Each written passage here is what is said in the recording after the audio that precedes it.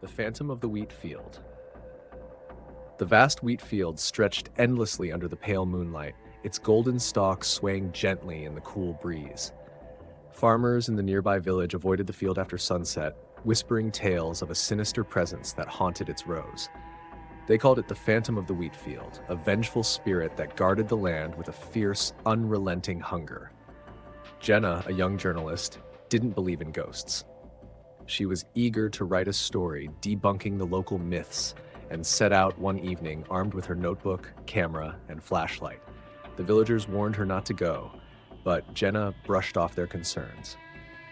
As she stepped into the field, an eerie silence enveloped her. The usual sounds of crickets and rustling leaves were absent, replaced by an oppressive stillness. Her flashlight cast long shadows on the tall stalks of wheat, making the narrow path ahead feel claustrophobic. "This is just a story," she muttered to herself, snapping pictures of the moonlit field.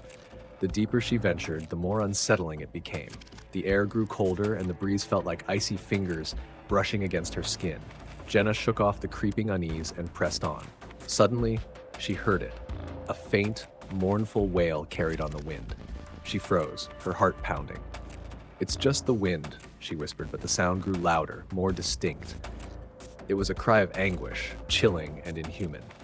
Jenna spun around, her flashlight scanning the rows of wheat. Nothing. But then the wheat began to move, as if something unseen was weaving through the stalks. "Hello?" she called out, her voice trembling. No answer came, only the rustling of the wheat growing louder and closer. Panic set in, and she turned to run, but the path she had taken seemed to have vanished. The field felt endless, an unbroken maze of golden stalks. Then she saw it. A figure emerged from the wheat, a tall, shadowy silhouette cloaked in tattered black garments. Its face was obscured, but Jenna could feel its piercing gaze on her. She stumbled backward, her flashlight shaking in her hand. "Who are you?" she managed to choke out. The figure stepped closer, and Jenna's flashlight flickered, revealing glimpses of its face, a hollow skull with sunken eyes that glowed a malevolent red. The phantom raised a skeletal hand, pointing at her accusingly.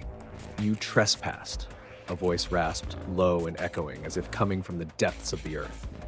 Jenna turned and ran, her heart racing as the phantom's wails filled the air.